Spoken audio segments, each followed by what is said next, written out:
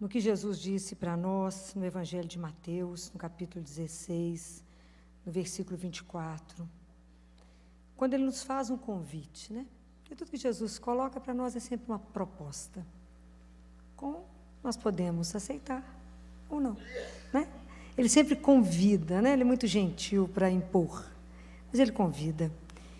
E ele diz assim: se alguém quer me seguir, renuncie a si mesmo. Tome a sua cruz e me siga. Vamos conversar um pouquinho sobre isso aqui.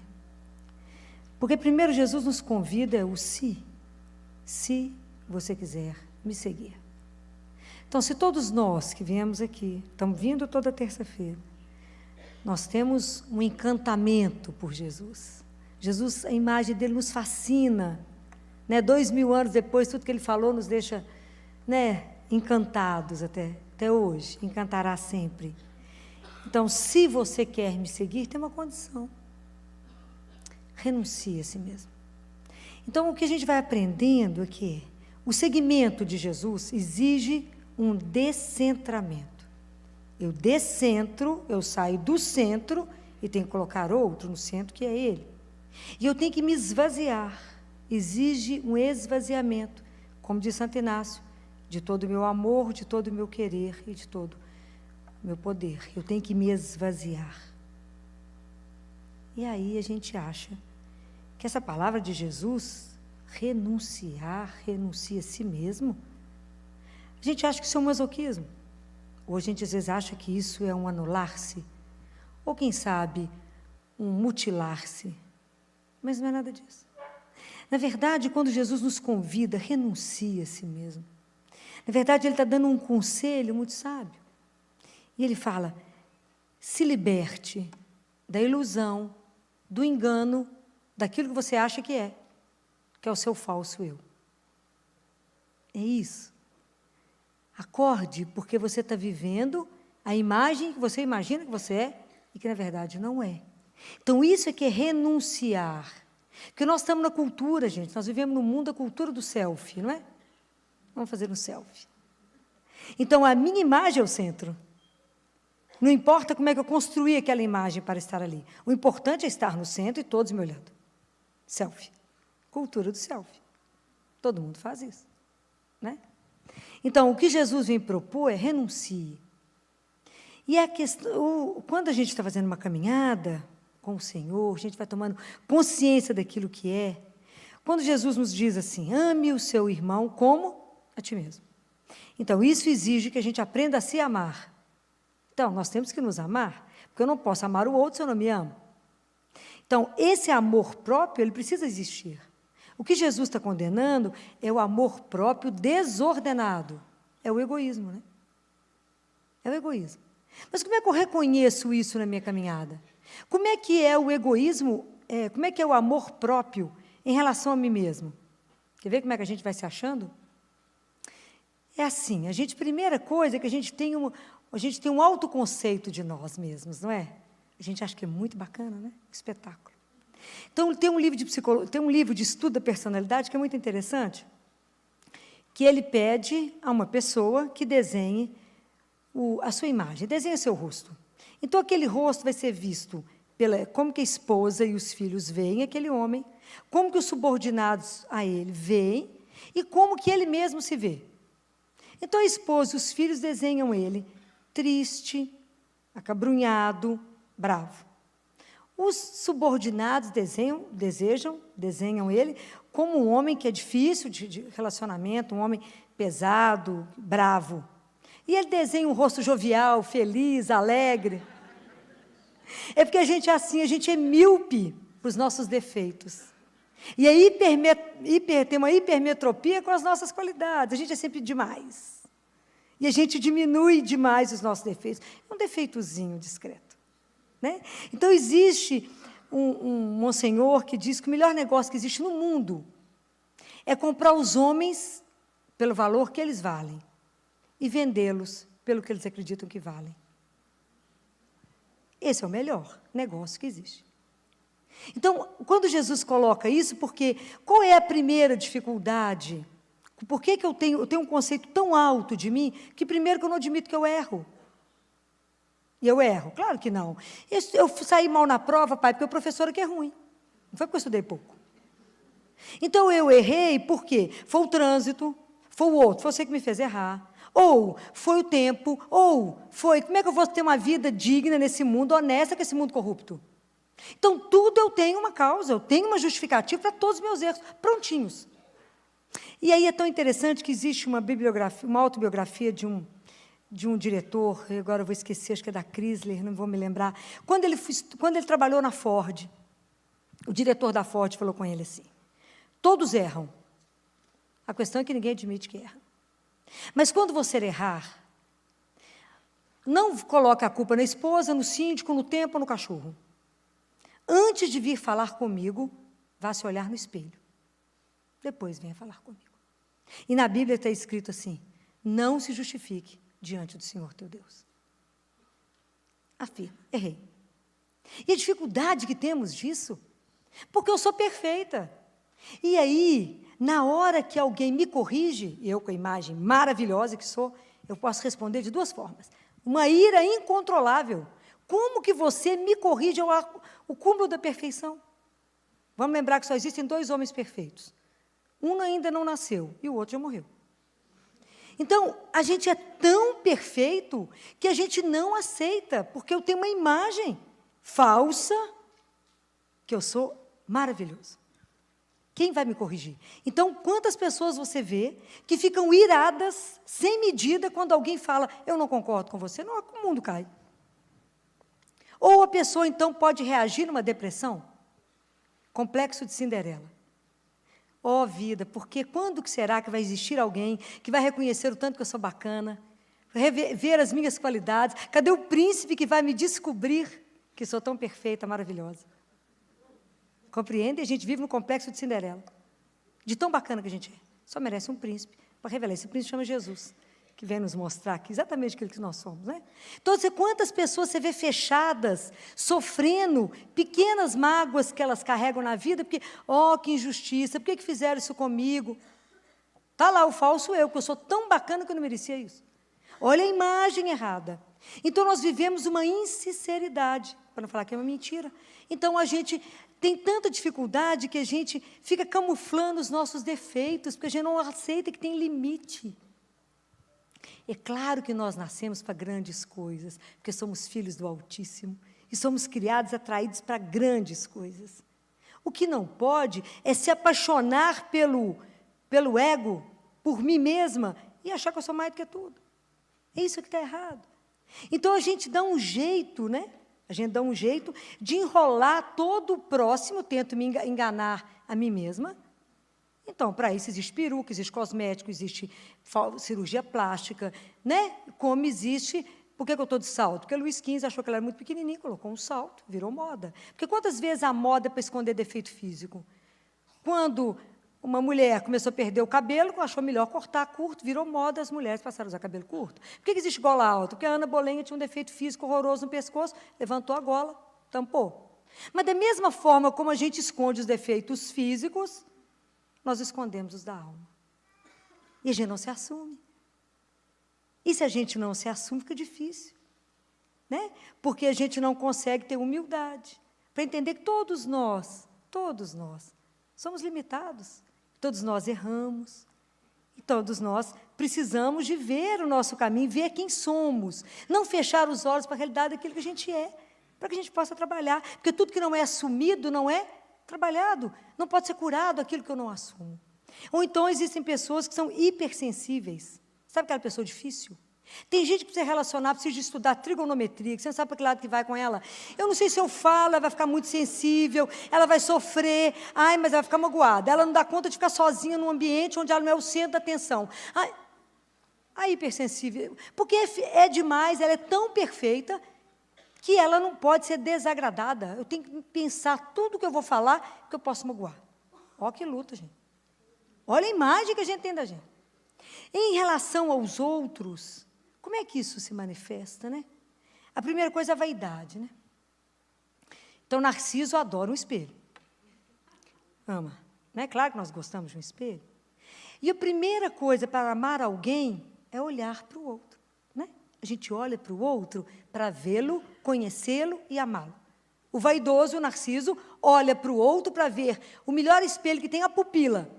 Para falar assim, você está achando que eu sou linda? Espetáculo, fiz uma tirada inteligente, gostou da minha postura? Esse é o vaidoso. O vaidoso, ele não olha para o outro. Ele olha somente para você e fala, como é que essa pessoa pode me ser útil? Como que eu posso usar de você? O que isso é bom para mim? Então, é aquela pessoa que tudo tem que girar em função dela. Você está reunido com alguém, começa a contar um assunto, tudo que funciona é só o dele. É o que eu acho, é o que eu quero, os meus problemas, os meus negócios, os meus sonhos, o outro está lá mudo ouvindo. Ocupa o centro de tudo o tempo inteiro. Então, a vaidade, e se eu não consigo aquilo que eu quero, vai gerar inveja? Querem ver? Numa festa. Reúne as mulheres, depois fala, você viu a Clarice? Era a mulher mais linda e elegante da festa. A que é vaidosa, e a Clarice está feliz. Mas quer matar um vaidoso, é saber que ela não era Clarice. Compreendem? Ela não era Clarice. Então, ela ficou arrasada. Então, a vaidade gera inveja. E São Tomás fala que inveja é a tristeza que a gente sente diante do bem do outro.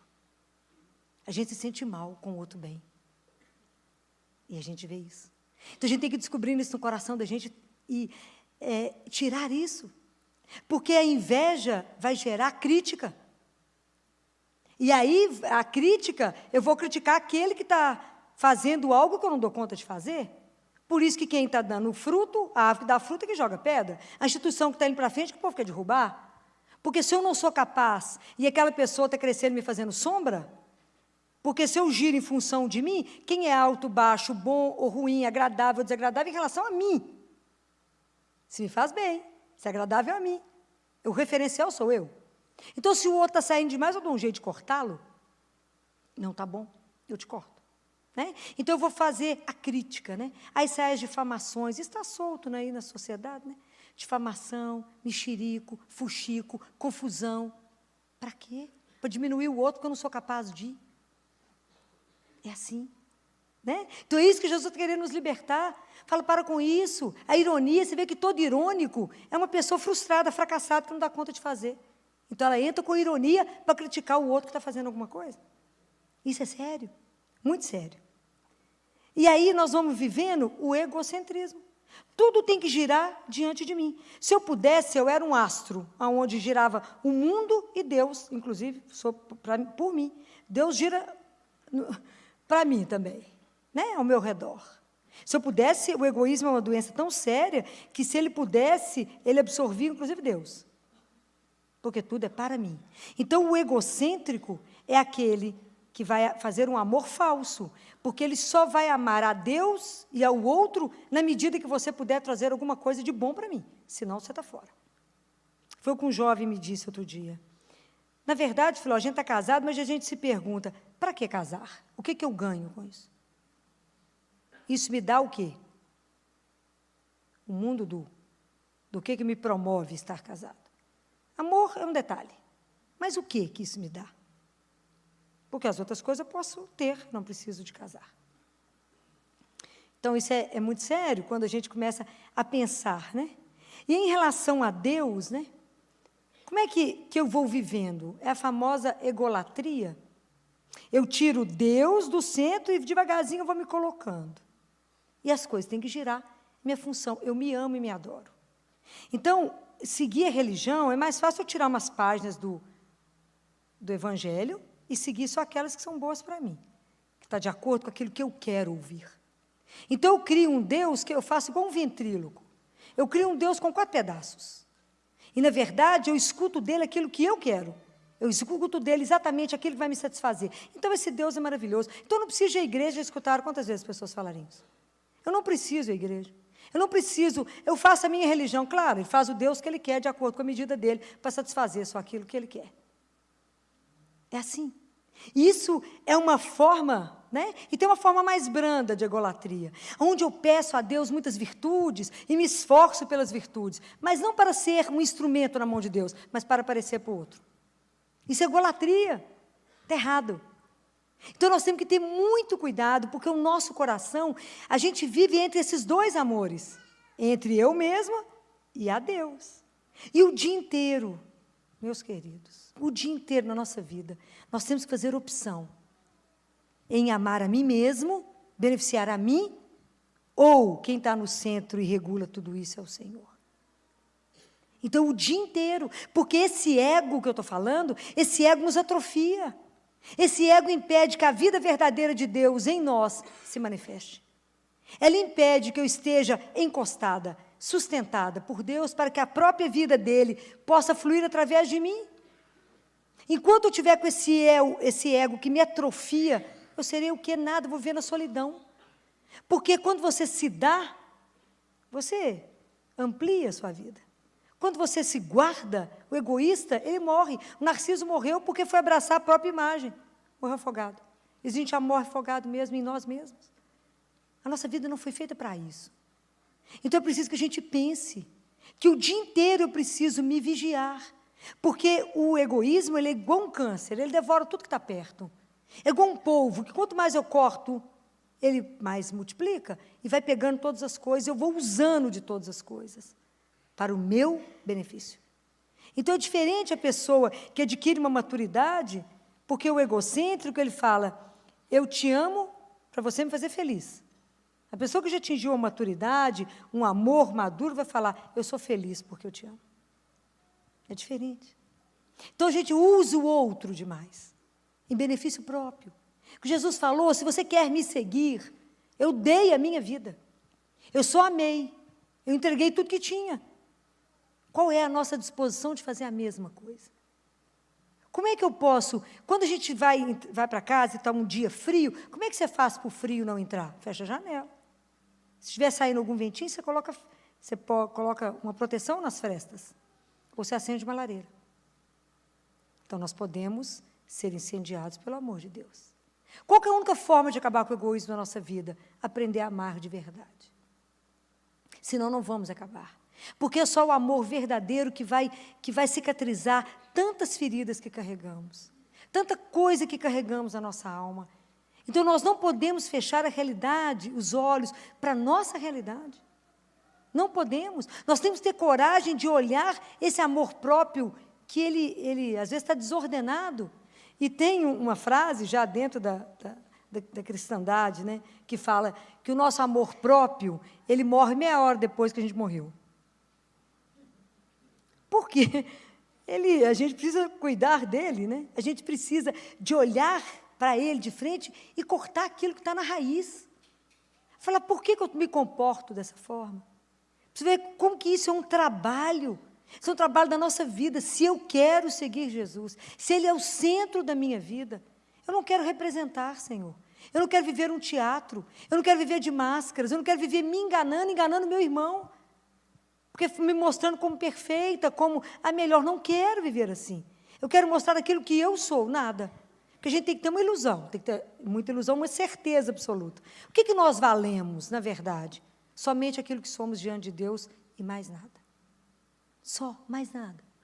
Então, a gente tem que tirar a ilusão que a gente é muito bacana, melhor que o outro, superior, já dou conta disso. Não, a gente só dá conta das coisas pela graça de Deus. A gente só está vivo porque Ele deseja. Fala, se Ele desistir de nós agora, vira um monte de pó, que agora, nesse momento. Verdade que é uma poeirinha namorada, mas vira pó.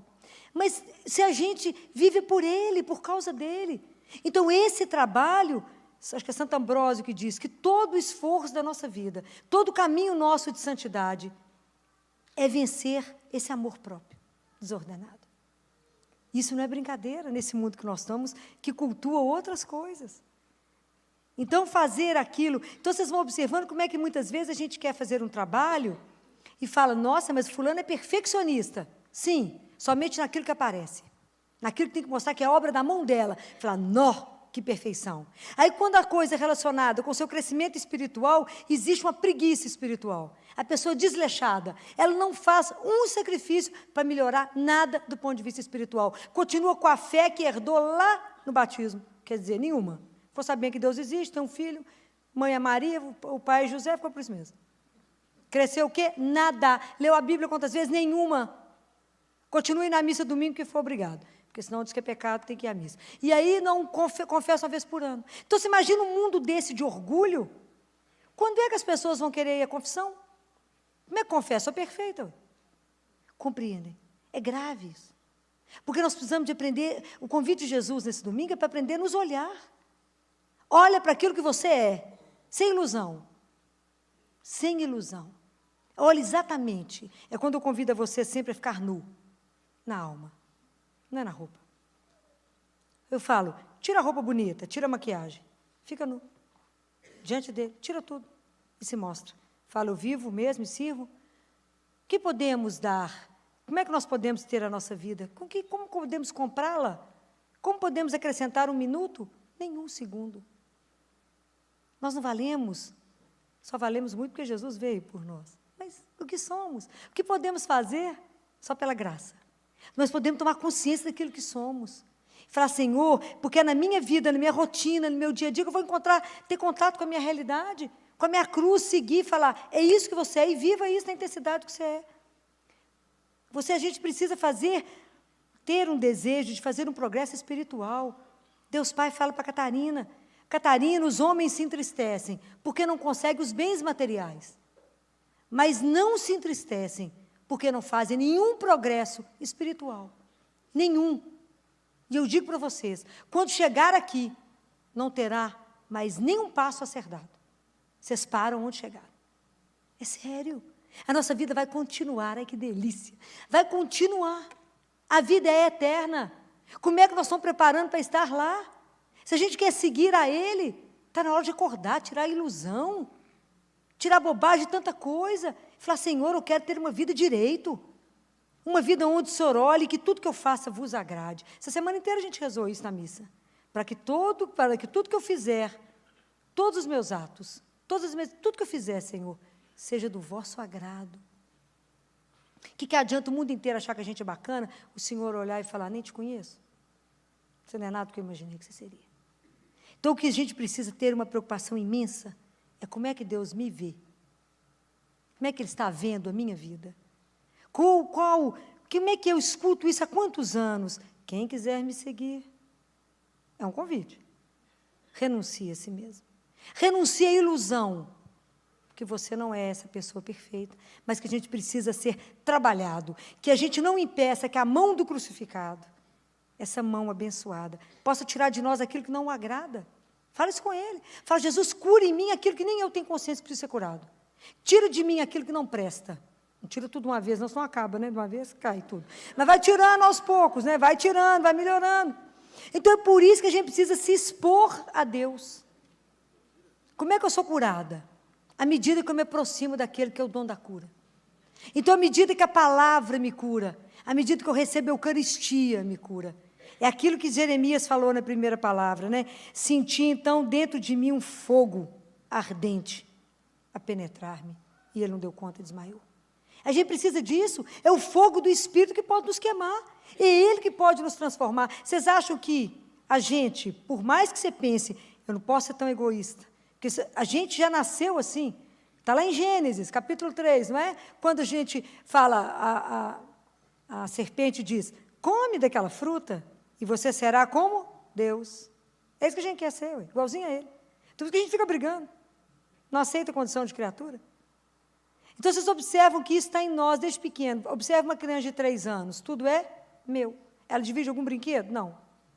É meu, ainda pega do outro, fala, é meu também.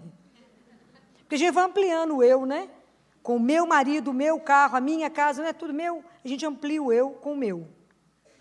Quanta coisa. Mas o tanto que Deus precisa nos lembrar. Abra mão para que você me siga. Tem que morrer na sua vida aquilo que é terreno. Tem que morrer aquilo que é transitório. Tem que tirar da sua vida tanto apego, tanta paixão desordenada. Nós temos que amar a um só. É Jesus. Ele tem que ser o grande amor da nossa vida. E por ele o resto é só falar assim, uso daquilo que tenho, mas sabendo que aquilo é temporário. Nada é definitivo, nada é meu, tudo é empréstimo. Comece a pensar nisso. Tudo é emprestado. Nós já chegamos aqui careca e desdentado, não foi? Já temos demais, temos cabelo, temos dente, já temos um monte de coisa. E vamos deixar tudo por aí. Vamos aprender que tudo que nos é dado é para que a gente possa crescer. E que a gente pode usar disso, sim, para crescer. Mas sem prejudicar o outro. Somos irmãos. Sem prejudicar a si mesmo. Então é tão bacana quando a gente passa a ter uma visão crítica da gente, fala, gente, fiquei irritado, mesmo pode que agora? Porque eu achei que eu queria que o povo fizesse aquilo que eu penso. Não, não é. Porque senão eu acho que o mundo e tudo gira em função de mim e o resto é uma moldura. Eu estou lá no centro, o mundo é uma moldura. Não é não. Nós estamos todos a caminho e precisamos uns dos outros. Cada um tem uma asa, a gente tem que juntar para voar.